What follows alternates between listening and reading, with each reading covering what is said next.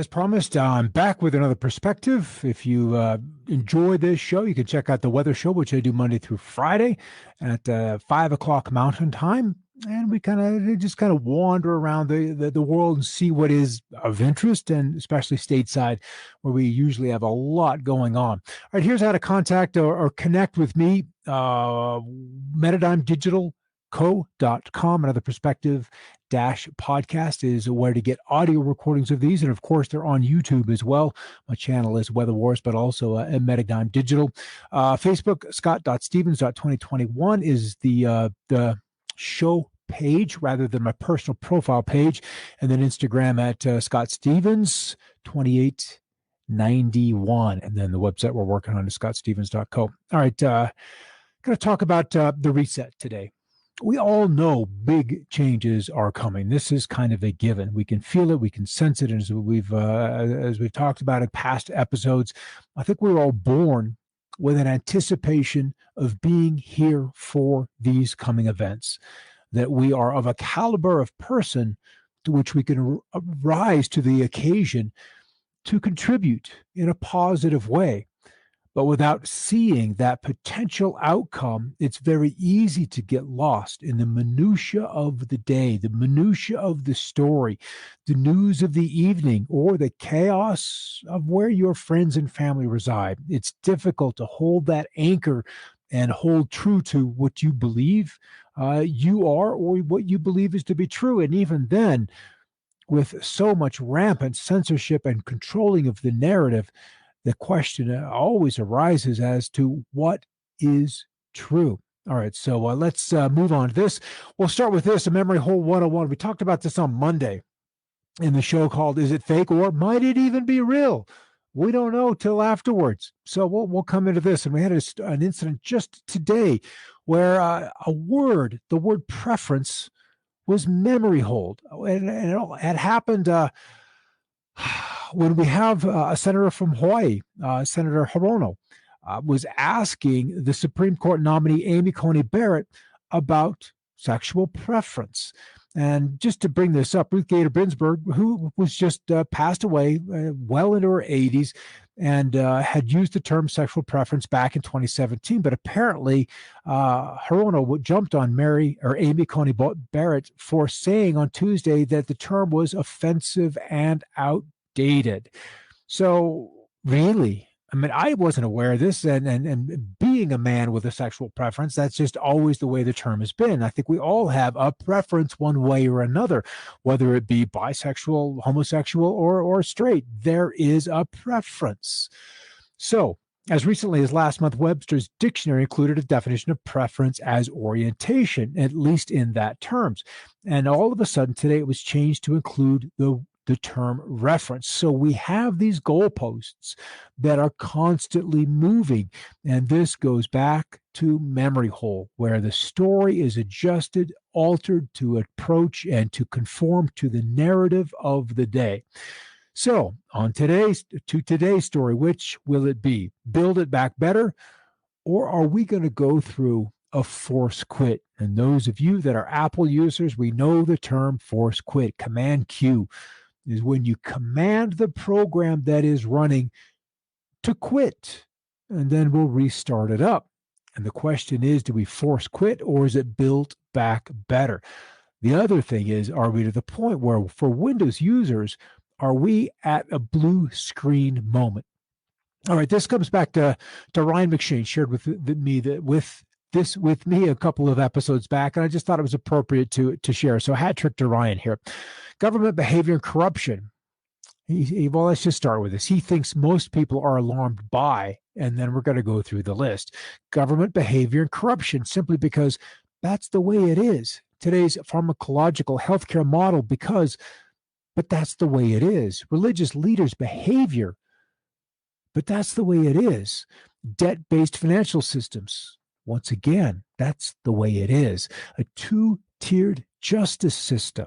We're all familiar with that. If you have money, you can afford a different justice system. If you have a different skin color, you can afford a different system of justice. Racism and inequality. but that's the way it is. The intrusion of government in our personal lives and choices, but that's the way it is. The lack of privacy in a digital world, but that's the way it is. The rise of cancel culture, but that's the way it is. The lack of logic displayed by leaders and supposed authority figures, but that's the way it is. The censoring of most things outside of the mainstream narrative, we've come to accept that that's the way it is. The amount of selfish behavior by those in positions of power, we also have accepted that as being the way it is. The amount of negativity perpetuated on social media, we too daily accept that that's the way it is. The lack of authenticity and transparency in positions of authority, we have allowed that to become the way it is. The extent to which hate has governed or has given attention over love, we have accepted it that that's just the way it is. Discovering most of what we've been told about how the world works was based on a narrative created by those who would control you. And once again, but that's just the way it is. And what will it take to stop accepting the unacceptable? And thank you for those, Ryan. All right, so we have to begin by looking at how we gather information, how we take the pool of data presented to us that it's at the bottom of the ladder. So today's ever-growing memory holes via social media platforms and other digital platforms are deleting, denying access to data and information, which then forms the basis of individual and personal observations. That simply is the first rung of the ladder. How we see and then begin to process that first bit of data, something I see with my eyes. I step out in the morning, I assess the weather situations. From that observation, that bit of data, what does it mean for me? That means I can make an assumption about how to dress, and a conclusion is then made that I can believe I can go to work without an umbrella, without a raincoat, without a sweater, or with all of those items. So if we have digital platforms out there deleting, denying you and me access to data and information, which would then form the basis of our individual observations. And once that data is out of the equation, from the remaining selected data's meanings, associations, and relationships are then formed within our cognitive abilities. These then form the basis of the coming conclusions, often of what observation is fact or fiction. The news tells me I need a jacket today for rain, but I go outside. It's hot, it's dry, it's not even windy yet to indicate that a storm is coming in. So that observation, my own conclusions, override that bit of information that I received while watching the morning newscasts. So these facts and relationships between the differing sets of conclusion then constitute beliefs upon which our actions are then undertaken. And we have to apply this most appropriately, at least where we are in the timeline right now, to consider the same process upon which, one, how we decide and for whom to cast a vote. If there are active agendas deleting information, keeping narratives from trending, from taking form, then we will not make associations. We will not come to conclusions. We cannot decide accurately. And that, my friends, is the entire point. When we apply this to systems in their entirety, whether they're economic systems, educational systems, science systems, we have gone through a series of crises. And we'll just start with governments as a general, because they have taken the authority to oversee all of these other aspects of our lives, from education to health to even our welfare, as to what kind of fabrics we can bring into our home, what we can use on our bed linens. They have taken nearly complete control of those chemicals that we safely or dangerously, but we don't have the full set of information to decide which of those compounds are healthy to introduce to our body or even to brush our teeth with. So, crisis number one, a problem has arisen. We need to cut budgets. Costs continue to rise even though we've now cut budgets. Revenues fall emergency meetings end in conflicts because we have different points of view as to how to remedy crisis number one. First thing, though, to do is to go to those remedies which have been in place by those who came before us. The rainy day fund. Some states are very good at this, and others don't even know the meaning of the word of a rainy day fund. It's amazing the disparity between, say, the state of Illinois, who has to now borrow money at junk rates, versus states like Utah and Idaho, which can handle, which can weather a storm and the storms that have come. Even though there is stress, they haven't bounced a check or gone to the Fed to borrow $1 billion here or $1 billion there. All right, crisis one is resolved. All right, the economy builds back up. Now, because the issues that appeared in crisis one have not been resolved, they've been papered over because we had a rainy day fund. Crisis number two manifests, and so institutional defaults begin or fail to fix the problem. Recommendations either are too timid or too bold, and then the leadership remains divided. And those which did not have their suggestions appreciated, implemented, considered, retire. They leave. Their input was not considered. So they sense, they feel, they have been shown that there is no place in government for their opinion. All right, the conclusion ends up being modest reforms hailed as a long-term fix, reshuffled, and leadership is hopeful. Let's look at the Social Security Administration. Problem. Temporary fix, unify the budget, hide the problem. Crisis number three, budget shortfalls increase. Reforms are stymied by insider resistance, and then incompetent execution of those suggestions that were brought up either in crisis one or crisis two. So, fearful of radical reform, the leaders opt to do more of what has failed spectacularly. Let's look at the Federal Reserve. If debt got us out of the problems of closing the gold window in August of 1971, we'll print some money. If more money solved the problem of the last financial crisis, the great financial crisis in 2008, then we'll print some more money. And now crisis number four stands before us. Forced layoffs now crush morale. Elizabeth Warren today talking about Disney and admonishing them for letting go 28,000 employees from their theme parks that have not been open since March.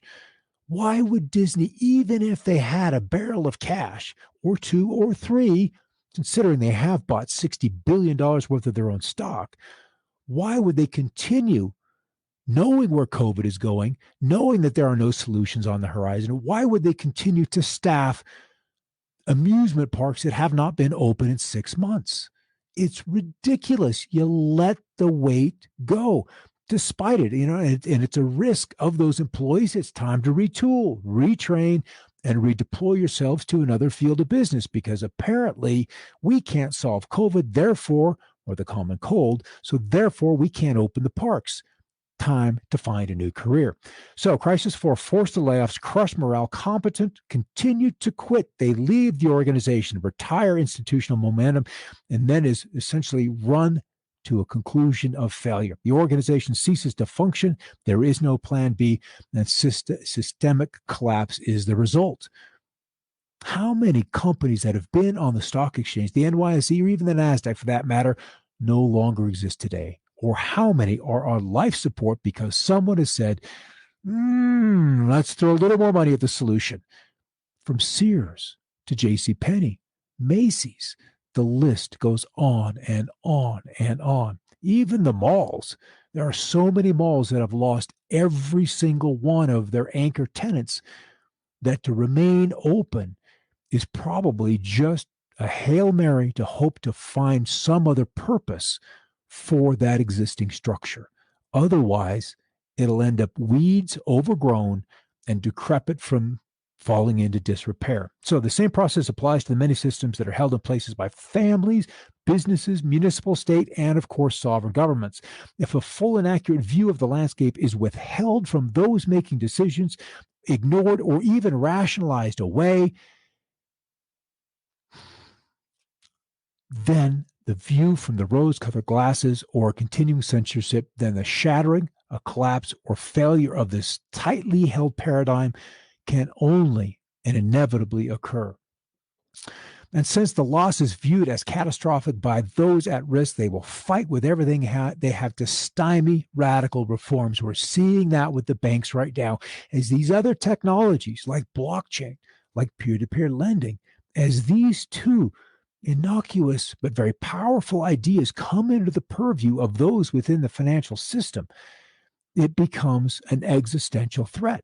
But as a crisis deepens, the default setting in an organization and conventional thinking is that incremental changes and reforms will eventually be enough for a generation. And I call this entirely natural default, seeing the delusional faith in these incremental changes because the faith isn't guided by history or the logic of causality.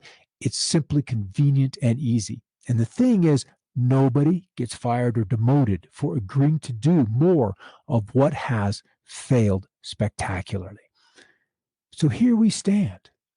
Once again, she is admiring the view, the wave from afar. I have never seen anything like this, but not once, maybe twice, does the threat of what stands before her become real, until something inside the observer sends a chill up the back of the spine. And that chill comes from the core, comes from beyond the delusion of what we have been looking through to say, run. Run as hard and as fast as you can. We get lost in the mechanics, the details, the minutiae of the day while failing to comprehend, failing to see, even to look for that largest point of view. And again, in hindsight, it is plainly visible. And these individual situations may and honestly will always vary, yet we fail to comprehend, to willingly go out and explore, to see that information which has been willingly, aggressively hidden from us. And we have accepted, usually without question, that censorship. Because if you don't know, you don't question. And again, it's all plainly visible in hindsight. Once again, these individual situations will vary, but the existential threats manifest from the most unexpected sources, and always, while we're distracted, doing the little things in life. So, where are we? Who or where will the solutions to our varied, numerous, deep problems manifest from? Well, they come from those. Well, I'll just read it. Once again, do we accept that which is presented us, or do we take control by directing our own play, by writing our own finale? And this is what something else, some other power would like to do for us, is write it, write the play, bring in their own cast of characters, and finish it. Has anybody heard of NESARA? The National Economic Security and Recovery Act. This, I think I may have come across it recently, like 10 years ago, because it's been around a while. It was a set of proposed economic reforms for the United States suggested during the 1990s by Harvey Francis Bernard. Bernard claimed that the proposals, which include replacing the income tax with a national sales tax, abolishing compound interest on secured loans, and then returning to a bimetallic currency, would result in 0% inflation and a more stable economy. The proposals were never introduced before Congress. If you look at the history of inflation in the United States, and in particular, the period from 1800 or even 1812, the end of that war, to 1913, you will find that prices were remarkably stable, almost frighteningly stable if you're not running a Ponzi scheme. If you are running a Ponzi scheme, it wouldn't have worked because there wasn't enough growth coming in to be able to allow for the misallocation of capital. So NESARA has since become better known as the subject of a cult-like conspiracy theory, doing the business as the dove of oneness. And that was actually claimed that it was passed in the past in additional provisions to the National Economic Security and Reformation Act and then suppressed by the George W. Bush administration. None of this I know whether it is true or not. But I do find the proposals, the ideas contained therein to be most fascinating. So what do we choose? All choices presented by the hidden hand and are usually presented as no choice at all, but simply as a necessity. And once again, in hindsight, it's all plainly visible. So, Build Back Better. Is Joe Biden's actual campaign tagline launched 2 months ago? A speech by Boris Johnson of the UK? This one appears to have been in the oven for some time, just waiting for the right opportunity to share it with the public. This vision of the future with the global population. And so, who came up with the Build Back Better concept? Turnabout might be fair play considering that in 1988, Biden ran for president by plagiarizing a speech by a British politician, which ended up torpedoing his candidacy at the time. However, there doesn't seem to be an indication that Johnson parlayed this slogan from Biden. Rather, both politicians or their speechwriters might have swiped it from something called the Sendell Framework for Disaster Risk and Reduction, adopted in March of 2015 at a UN conference in Japan. The Japanese delegation proposed Build Back Better as a concept in Chapter 7 of the book they presented at the Sendai Conference. It was eventually incorporated into the framework and endorsed by the UN General Assembly. So in a nutshell, the idea is to restore the local infrastructure, culture, and environment to what it was before the natural disaster that disrupted them, only to make it more resilient. Now, if we think about Japan and natural disasters and processes which disrupted, that would have certainly been the Fukushima earthquake back in March 11 of 2011. It was a devastating 9+ on the Richter scale, if they're using the Richter scale anymore. I know they've got another magnitude scale, but nonetheless, it was a 9+ on either scale at that point in time. So from the Biden campaign trail, this Build Back Better is the official plan. Replace and reset everything with a global plan that will eventually supersede all sovereign laws, rights, and protections. COVID and the climate being ultimately the cover up to surefire accomplish this long sought after goal. And it reads well. It really does read well. Small businesses have had to jump through hoops, and many couldn't access relief that they needed. That's a given. They didn't have the manpower, the know-how to apply for these PPP loans or other aid that was presented them in the wake of COVID. Biden claims to ensure that the corporate America finally pays their fair share in taxes, puts their workers and communities first rather than their shareholders, and respects their workers' power and voice in the workplace. Companies didn't used to be able to buy their own stock, and certainly not go into debt to be able to do so.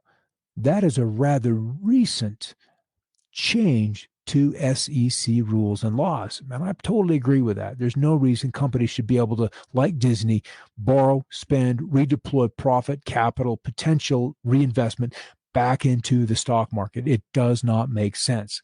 And Biden will help small businesses manage through the pandemic and recover so that millions of entrepreneurs can get back on their feet and carry this economy forward. And in my eyes, that also means a reworking of the tax law so that these small businesses are not taxed. It's such an onerous rate that you can never become or make that transition from a small company to a large company, which he's also declaring need to pay greater taxes. There has to be a different way around this. The pandemic has also laid bare some unacceptable truths. Even before COVID, the Trump administration was pursuing economic policies that rewarded wealth over work and corporations over working families. Too many families were struggling to make ends meet, and too many parents were worried about the economic future for their children. So very true. Black and Latino Americans, Native Americans, immigrants, and women have never been welcomed as full participants in the economy. That is and isn't true. It depends on how you showed up, even though wage disparity exists, and that is something that must be addressed. Biden believes that this is no time to just build back to the way things were before, with the old economy's structural weaknesses and inequalities still in place. This is the moment to imagine and build a new American economy for families in the next generation, an economy where every American enjoys a fair return for the work and an equal chance to get ahead. An economy more vibrant and more powerful precisely because everybody will be cut in on the deal.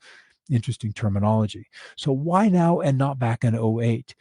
And we still haven't addressed the AI, robots, healthcare, and most importantly, how global indebtedness will be addressed.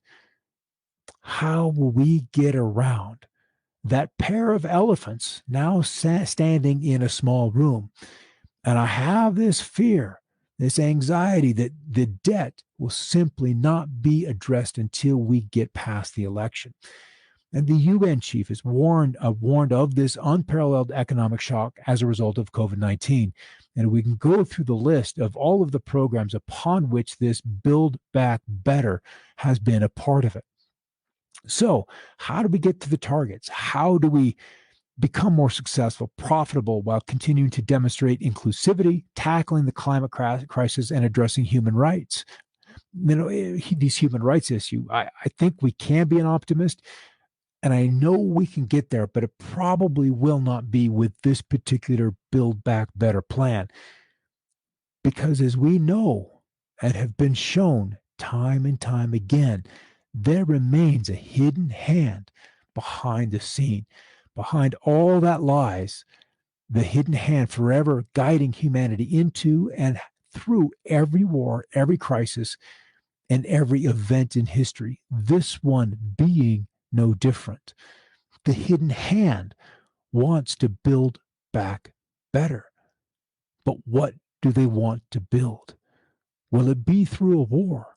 Will it be through a pandemic that never stops?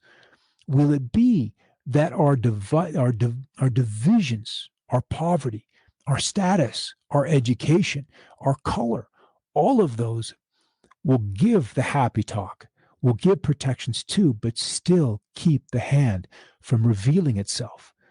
And until control is taken from that hidden hand that has guided, that has controlled the banking families, financed both sides of the wars, commissioned by the royal family to put down the American Revolution, to finance the communist revolution in Russia, and probably is financing unrest in the United States of America today, destroyed Palestine to create Israel, behind 9/11 and all of the logistics that occurred on that day, the things that had to happen to the second for that play to have the finale that it has.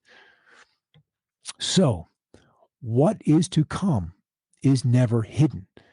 Only the hand is hidden, meaning they will telegraph ahead of time exactly what they're going to do. On the spiritual realm and on the bigger play, they always tell us ahead of time what they're going to do.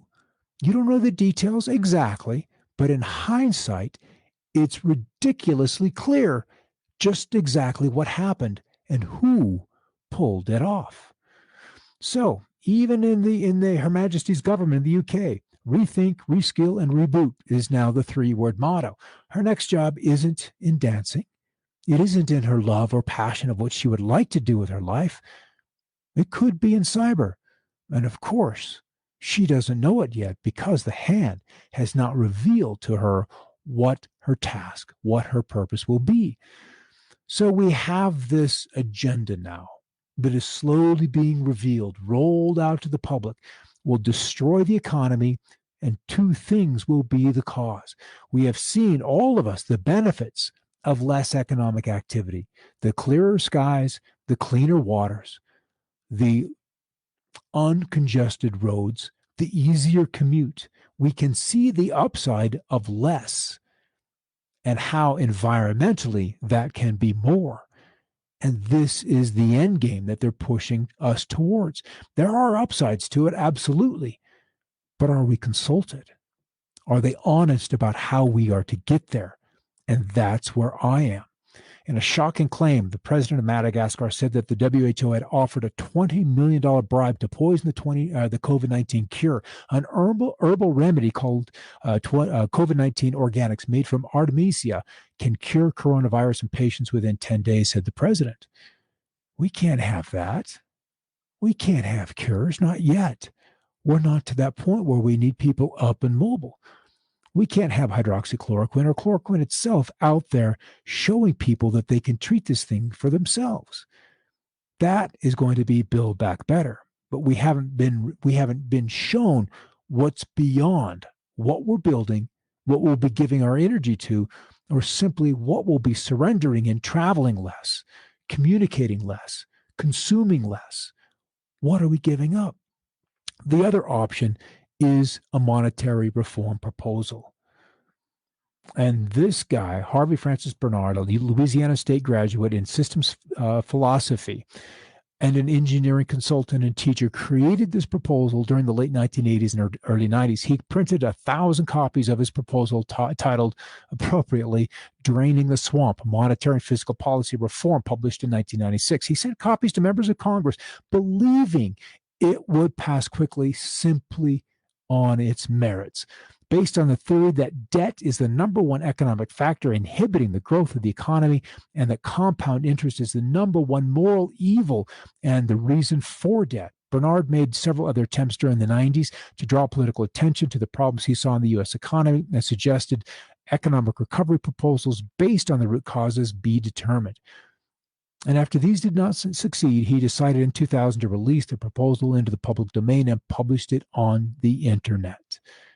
So, if it seemed so clear to him that it would be readily adopted because this plan, these concepts, these bullet points would be for the betterment of humankind, then we know it wouldn't be adopted by the hand. They had another agenda for humanity. Forgiveness of credit card debt, mortgage, and other bank debt due to illegal banking and government activities. Is the Federal Reserve Act legal? Is it operating outside of constitutional law? And therefore, is the income tax also, its primary means of revenue increasing, also illegal? So this abolishes the IRS, creates a flat tax, non-essential, new items only sales tax revenue for the government. Obviously, then government would have to shrink. And in my eyes, this is the simplest way to raise revenue. You can abolish the IRS. You can have tax receipts go from the register into the government's coffers the night businesses close. We have a blockchain for that. We have a way to audit that. We have a way to hold both sides accountable. Returns to constitutional law, establishes new presidential congressional elections within 120 days after this announcement, monitors elections and prevents illegal election activities or special interest groups, creates a new U.S. Treasury currency backed by gold, silver, and platinum. And I would probably throw in cryptocurrencies at this particular point because they are of limited supply. And it would behoove nations. We're certainly seeing what Fidelity Investments today said. It would be wise for companies and individuals to hold 5% of their assets in Bitcoin. 5%. This is a first time. We've had 3 major companies now begin to deploy their cash assets into cryptocurrencies to get it outside of this old banking system. So it creates a new U.S. Treasury currency backed by these assets, returns to constitutional law versus, say, admiralty law, initiates a new U.S. Treasury banking system aligned with constitutional law, eliminates the Federal Reserve, restores financial privacy. Can you imagine privacy? Retains all judges and attorneys, all judges and attorneys in constitutional law, ceases all aggressive U.S. government and military actions worldwide, and of course, without the need to keep other systems, other nations, other companies inside the dollar system. You can let go and let them flourish in their own way. So maybe it's fanciful, maybe it's a fairy tale. But would it really be so bad? And why? Why would we want to continue the system the way it is? And then there's some character on Twitter, and he calls this the long game, to free ourselves from an evil cabal that has been running the show for hundreds of years. First, the old system has to be dismantled, then we, humanity, must decide what type of system we want to replace it. History, money, laws, and values all need to be rewritten. And that, for me, is the big thing. To rewrite, to reimagine, and to put our energy into another system, not to prop up the one after the fourth crisis. Crisis 1, 2, 3, 4, same remedy. Crisis continues, problem gets worse. At some point, you've got to withdraw the energy from it and invest in a different outcome. The golden rule. Each single religion, belief system has their own golden rule. And everything you do, everything should you do, you will find in this: do nothing to hurt others. Do nothing to offend others, as you would not want to be offended. The success of your neighbor and their losses will be you as if they were your own. On and on and on. This is a very, very common theme. Do no harm. And I enjoyed defining this last night. It was considered the best photo of the century. A lioness and her cub were crossing the savannah, but the heat was excessive, and the cub, being young, was in great difficulty walking. An elephant realized the cub would die and carried him in his trunk to a pool of water, walking beside his mother. And we call them wild animals. When you can see the distress, the suffering, the challenges in others, and move beyond the greed, the lust, the anger, the frustration, all of those energies that have been pounded into us through music, through movie, through entertainment, through book, through never being presented another option but the death of the problem. Gunshot, abuse, that's what is presented us through the media.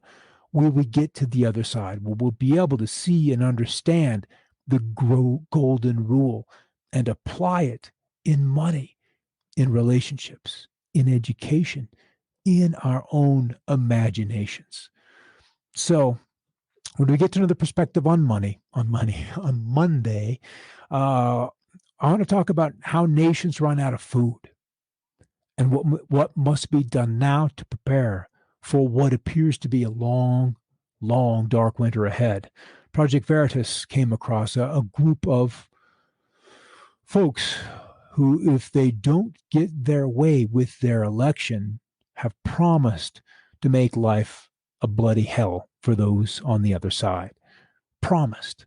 So we have to anticipate that those kind of cells, you can call them sleeper cells if you like, will be activated regardless of who wins or loses next month. And would that impact our already stretched food systems? When there's sabotage, when there's very long supply chains, when we have weather interruptions of food, this needs to be a priority while we still have peace around the world. All right, a couple of other shows here on Metadime. The Coffee Break Show with Vicki Helm, weekdays at 11 o'clock Mountain. Tracy Wilson with her Unlocked show on Tuesdays, Thursdays, also 6 o'clock Mountain or 10 o'clock Brisbane time, because, she's a New Zealander Aussie, a Kiwi. And then, of course, this show Mondays and Wednesdays at 6 o'clock. So that's kind of where we are. I know that there are challenges, great, great challenges ahead. But as we started the show off, you and I have been sent here at this time for this and these series of events, that we have the insight, the potential, the strength to see ourselves through, our families through, our friends through, and ultimately, depending on the responsibilities given before you were born, maybe even a greater population. All right, that's it for this week's Another Perspective. I'll catch you on Monday as we talk about food and how life gets very, very difficult with an empty stomach. All right, see you then. In the meantime, keep looking up.